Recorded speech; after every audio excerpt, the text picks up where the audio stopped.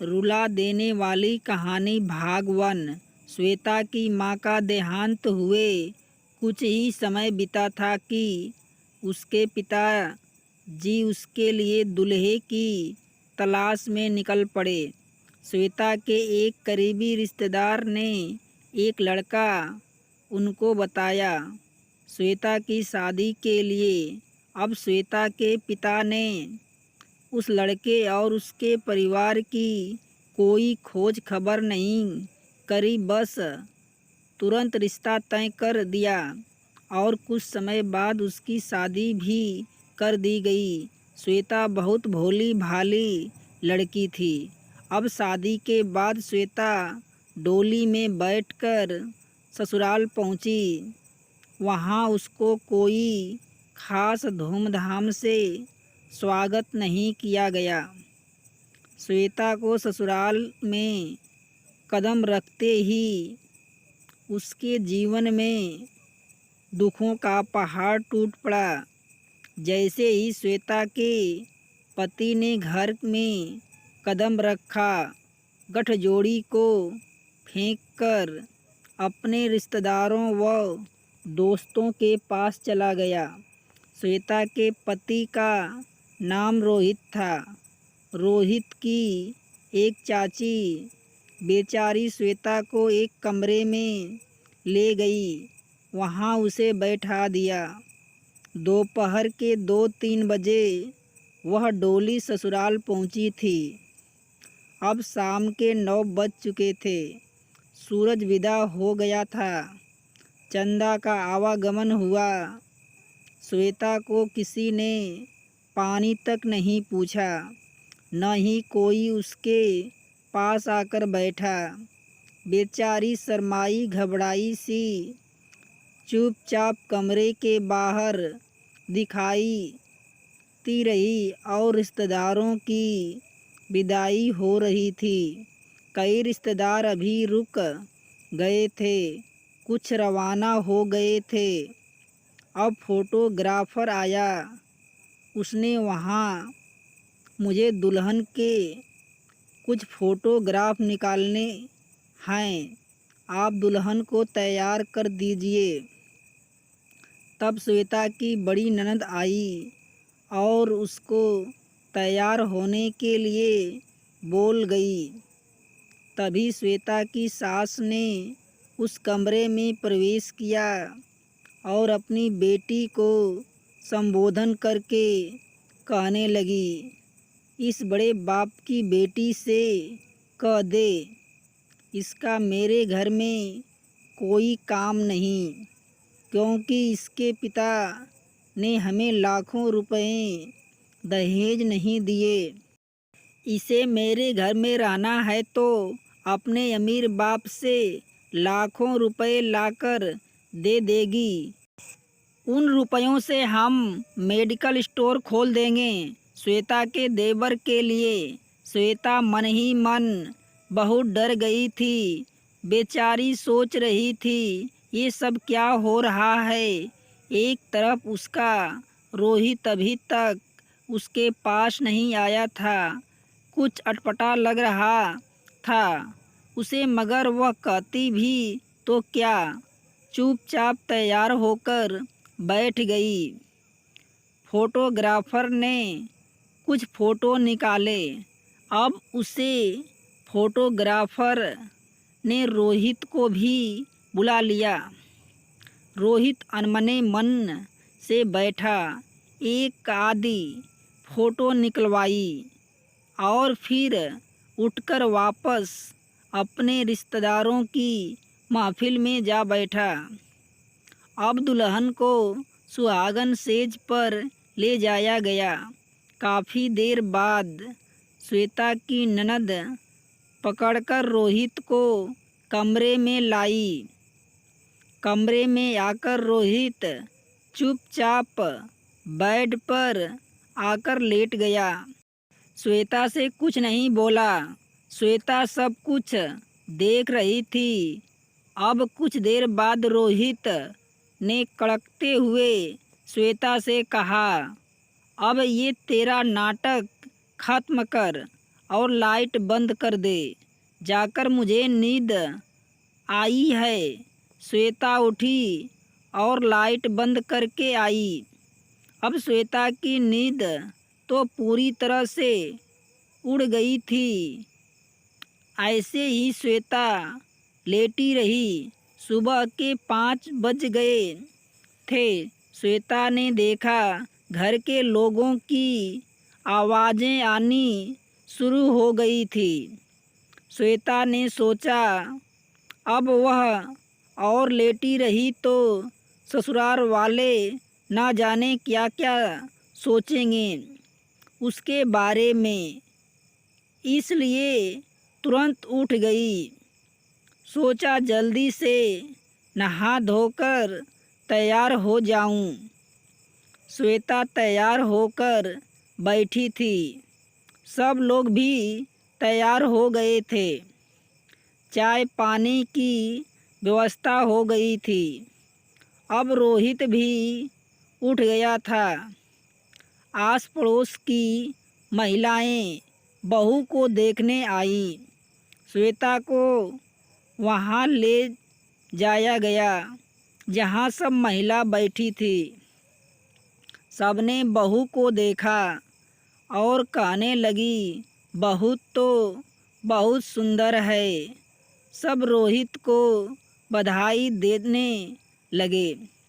अरे बेटा, तुम बहू तो बहुत ही सुंदर लाए हो। शाम के समय पड़ोस में ही रोहित के एक दोस्त की शादी थी। वहाँ का निमंत्रण आया हुआ था। श्वेता की रोहित की माँ तैयार हो रही थी शादी में जाने के लिए। तब पड़ोस की महिलाएं कहने लगी, बहन जी, आज तो रोहित और श्वेता को भेजो। शादी में नया जोड़ा है, इनको भेजना उचित रहेगा। रोहित को समझकर भेजा। रोहित और श्वेता को शादी में अगले दिन रोहित ने बहाना बनाया कि उसकी ड्यूटी आई है, इसलिए 2-3 दिन के लिए बाहर जाना पड़ेगा। अब श्वेता ने चुप्पी तोड़ी और बोली, अभी तो हमारी शादी हुई है और आप जा रहे हो, मेरा मन कैसे लगेगा। अब रोहित बोला, क्या इतने साल मेरे साथ ही बंधी बैठी थी। नाटक बंद कर चुपचाप अपने काम में से काम रख। मेरे किसी भी काम में अपनी टांग मत अड़ाना, वरना तेरे बाप के घर भेज दूंगा। कुछ दिन बाद रोहित आया। रात के 10 बजे थे। वह श्वेता के पास नहीं आया और अपनी बहनों जीजों से बातें करके बाहर वाले कमरे में ही सो गया। इधर रोहित को श्वेता की आवाज़ सुनाई दी तो सोचने लगी, अभी रोहित कमरे में आ जाएगा, मगर नहीं आया। अगले दिन सुबह श्वेता के पीहर से फ़ोन आया कि उसके लेने भाई आज आ रहे हैं। श्वेता मन में खुश हुई। चलो, जब पीहर जाऊंगी तब रोहित से मुलाकात कर लूँगी। अब शाम को श्वेता के भाई आए श्वेता और रोहित को ले जाने पर रोहित की माँ ने कहा, रोहित नहीं जाएगा। उसने मुझे कह दिया है मैं श्वेता के संग नहीं जाऊंगा। अब श्वेता का भाई ने रोहित से बात करी कि शादी के बाद दूल्हा और दुल्हन को संग जोड़े से ही जाना होता है। ऐसे मैं अकेले श्वेता को कैसे ले जाऊं? घर में सबकी डांट पड़ेगी।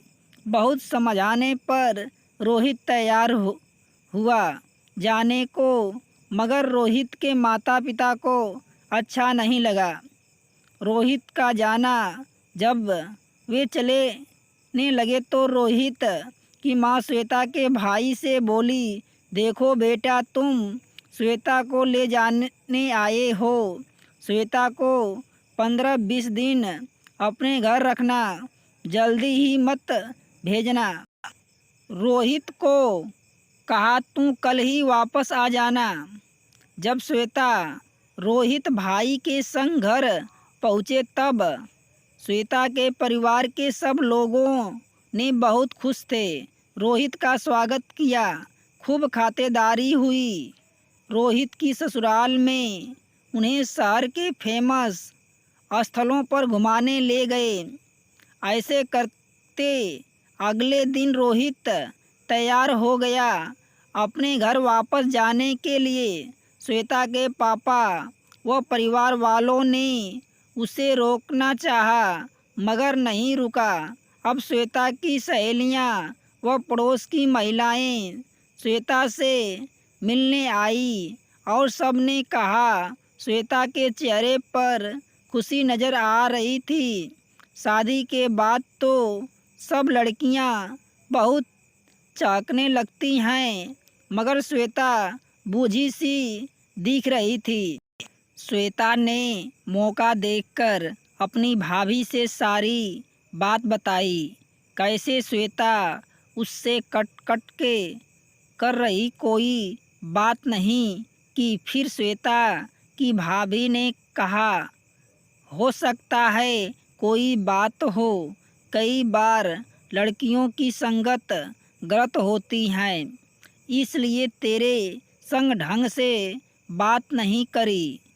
15-20 दिन होने पर श्वेता को ससुराल जाना पड़ा। अब श्वेता की कहानी में दर्द की घड़ी आना शुरू हुई। श्वेता रोहित अपनी मर्जी से घर आता, उसे कोई मतलब नहीं। श्वेता भूखी बैठी इंतजार करती रही। घर के सब लोग खाना खाकर सोने चले जाते।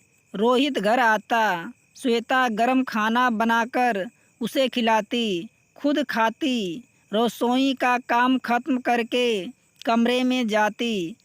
तब तक रोहित नींद ले चुका होता। इधर उसकी सास रोज ताने देती, खुश खबरी नहीं सुना रही, तेरे में कोई कमी है तो डॉक्टर के पास ले चलूं। नए नए बहाने ढूंढकर श्वेता को ताने मारने, लड़ाई झगड़ा करना उसकी सास का काम था। रोज लड़ाई झगड़ा श्वेता का जीवन दुखों से घिर गया। जैसे तैसे करके रोहित श्वेता से बोलने तो लगा, मगर उसका ध्यान नहीं था श्वेता से, बस जैसे कोई मजबूरी में हो। अब श्वेता को लगने लगा, मगर एक दिन तो हद ही हो गया जब रोहित श्वेता के कहने पर वैष्णो देवी के मंदिर जाने के लिए। श्वेता दोस्तों, कहानी का शेष भाग पार्ट 2 में। यदि कहानी अच्छी लगे तो लाइक शेयर सब्सक्राइब अवश्य करना।